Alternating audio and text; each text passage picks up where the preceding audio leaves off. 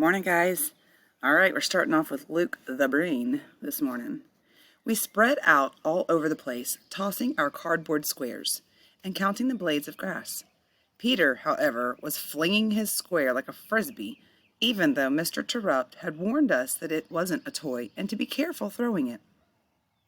Maybe if things had turned out differently that day, they would have turned out differently in the end, too. I think what happened on the soccer field just set us up for disaster later on. So Peter was being his typical sneaky self, flinging a square and counting here and there, but as soon as he spotted Alexia bent over her square, he wound up and sailed a beauty in her direction. It was a perfect delivery, dollar word, that tattooed, dollar word, her fanny. Ow, she screeched. What the heck? What happened? Mr. Terrupt instantly twisted, dollar word, around. Like someone just hit me right in the tushy, and they're square. With their square, Alexia cried. The old buttocks again, huh? Mr. Terrupt said. Don't know if you guys remember, but buttocks was one of those dollar words also. You okay? Yes, Alexia said. Mr. Terrupt turned and looked at us. We were laughing our heads off, and I swear I saw him smile as he shook his head at the whole scene. Peter, come over here, please, he said. Why me? Peter complained. Because we all know how much you like the buttocks area, don't we? Classic Mr. Terrupt. Instead of blowing up, he was funny about it, but in a serious way. He sat Peter out for the rest of the activity and had a talk with him. Peter didn't pretend to be innocent, but like I said, I think this set us up for later. I am dying to know what happened later. The whole thing seemed funny. No one got hurt. Peter sat out. That was it. Once we finished tossing and counting, we headed inside where we learned how to average all of our data. Then we took our average number and used it to predict the soccer field total by figuring out how many of our squares could fit inside the field. I think I had 2 or 3 of you guys yesterday who said that when I asked you about the math challenge, so congratulations, smarty pants.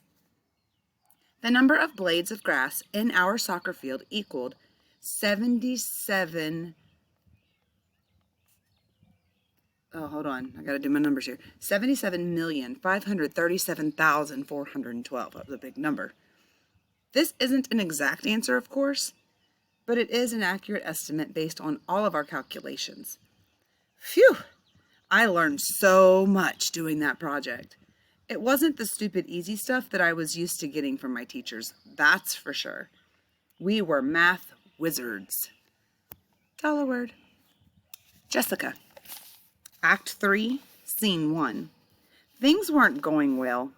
I had betrayed Alexia by being nice to Danielle, thinking that this was what Belle Teal would have done. And then Danielle suddenly turned on me. Without warning. I knew Alexia was behind it. I was alone, except for the friends that I had in my book, like Belle and Anna. In November, Mr. Terrupt introduced us to a book that the whole class would be reading, The Summer of the Swans by Betsy Byers.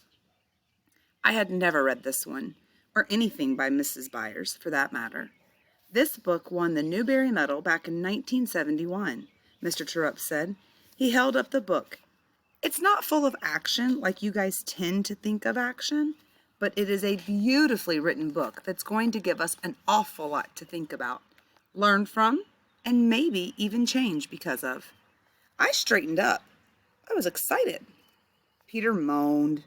As for Alexia, well, she was somewhere in La La Land.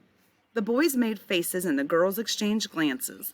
Then Mr. Terrupt went a step further. We're not going to just read the book, he said. We're going to do an activity with it. An ongoing activity. More like an experience. Now even Alexia was listening back from outer space. What kind of activity? Peter demanded.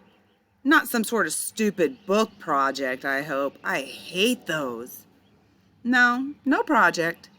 I really don't like those things either, Mr. Terrupt said. What did he have in mind, I wondered.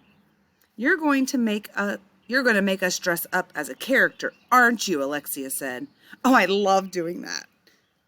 Get real, Peter said. Will you guys be quiet and let Terrupt finish? Jeffrey said. That worked. No more interruptions, and Mr. Terrupt continued. I want you guys to think about this book. In the story, there's a boy with Down syndrome. That's a mental disorder named Charlie. Down syndrome, guys, is what Sophie had, just to give you an idea of maybe some of his behaviors. He had an older sister, not much older than you guys, named Sarah. They have a pretty special relationship, like a lot of you did with Sophie. That's what I want all of you to think about. Mr. Terrupt stopped for a second, yet somehow we stayed quiet. He continued, so what you're going to do is visit our collaborative classroom downstairs over the next few weeks. You'll go in groups in the morning and in the afternoons and simply spend time with these children doing what they do. How cool is that? Because I know you guys loved spending time with her. Mr. Terrupt, I raised my hand. What exactly is the collaborative classroom? Still being relatively new to the school, I didn't know. It's where the... Oh, that's not nice. It's where the retards go, Peter said. I do not care for Peter. I'd like to give him a nice big whooping. Alexia laughed, and I'd like for her to be second. I hope you'll answer that question a little differently after this experience, Peter, Mr. Terrupt said. His tone was very serious. Peter didn't say another word. It's a classroom for children with a range of special needs, Jessica, Mr. Terrupt continued. Some of you probably are a little nervous or even scared, and that's why you'll go in groups. I hope that you'll feel different afterward, too. Act 3, Scene 2. My group consisted of Anna and Jeffrey. I still hadn't figured Jeffrey out yet. On the other hand, I'd been eating lunch with Anna ever since being ostracized by Alexia and her clan. I want you to think about that word because it's a really good word to add to your bank. Ostracized. Think about our context clues. I had been hanging out with Anna ever since I had been ostracized by Alexia and her clan. What is Alexia really good at doing? That's right, giving people the boot. So if you've been ostracized by Alexia and her clan, you've probably been kind of kicked out, pushed away, no longer welcome in the group. Great word. You should try to use it. Danielle was back in. I was out. But I didn't want back in. I much preferred my time with Anna. She's quiet, and she's a lot smarter than everyone thinks. She's the only girl smart enough to stay out of Alexia's nonsense. I think she's pretty smart. What about you? Her mom's advice, she told me. We haven't talked about her mom or any of that stuff that I learned from Danielle. And I haven't told her anything about me either. For now, we've kept our secrets, and that's okay. I like Anna. She'd make a great friend to a character in a book, or in one of Dad's plays. I know she's going to be a great friend of mine. We were quiet on our first trip downstairs. None of us, not one of us, uttered a single sound. My hands longed to hold a book, but I hadn't brought one, so I bit at my fingernails and cuticles instead. It's funny how even when you're anxious to get somewhere, the journey seems to take forever. And when you're not too anxious, the journey is over in no time. My journey from California lasted about as long as a ride on the Viper roller coaster, and our journey to the collaborative classroom, right downstairs, took no time at all. When we arrived, neither of them took very much time, excuse me. When we arrived, it was clear that the teacher was expecting us. Hi guys, she said. Welcome to our collaborative classroom. I'm Miss Kelsey. We introduced ourselves and then she led us inside. This is Joey. Miss Kelsey pointed to a little boy with boogers all over his face. Can you say hi to our friends, Joey? Miss Kelsey asked. Joey waved in our direction with a gigantic smile on his face. And this is James over here, Miss Kelsey said, pointing to a different boy. James looked pretty normal to me. He didn't say hi to us, though. He didn't even look at us. This is Emily over here. The little girl Miss Kelsey pointed to was very cute. She had drool all over her face and hands and arms, and she moaned a lot. A different teacher used sign language to maintain eye contact with her. She told Emily to say hi. That's Miss Warner helping Emily right now. Emily tried to say hi to us, but I could tell she wasn't particularly good at talking. There were a few other children in the room, and Miss Kelsey eventually introduced us to all of them. I became distracted at this point because Jeffrey had walked over to Joey and started playing the game Memory with him. I couldn't believe him. I heard him say, "That's a great job, Joey. You're really smart," and Joey smiled. Anna and I were on our way out with Miss Kelsey and James and Emily to help them do their jobs. Before we left the room, I saw Joey giving Jeffrey a big hug. Act 3, Scene 3. Jobs turned out to be sorting the plastic forks, spoons, straws, and napkins for the cafeteria. Boo. Miss Kelsey poured the utensils on the table, and James said, 712? I looked at Anna, puzzled. What do you mean, James? I asked. 712, he said again, looking down at the table. Does he always say 712, I asked. I figured out he was yelling random numbers. No, James is telling us that there are 712 utensils on the table, Miss Kelsey said. 712 utensils on the table, James repeated, this time looking at Anna and me and swaying a little bit as he stood. Great job, James. Miss Kelsey sounded so excited. You looked at our friends when you said that. Miss Kelsey, do you mean James is right? Anna asked. Are there really 712? Is it the same amount every day or something?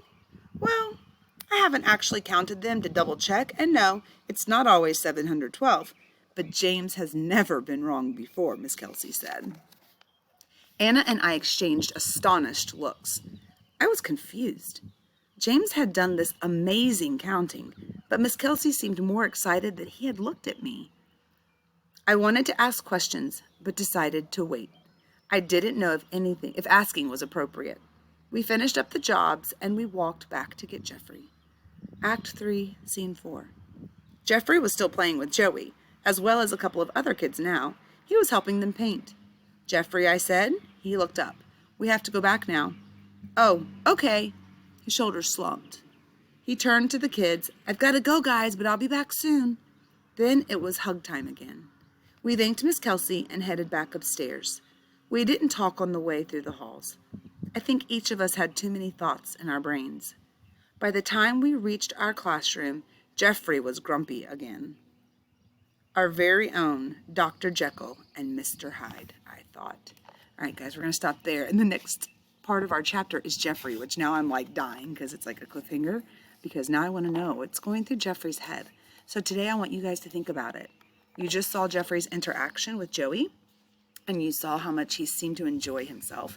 So I want you to predict what you think Jeffrey might have to say about his experience downstairs in the collaborative classroom with Joey. See you guys in a bit. Bye.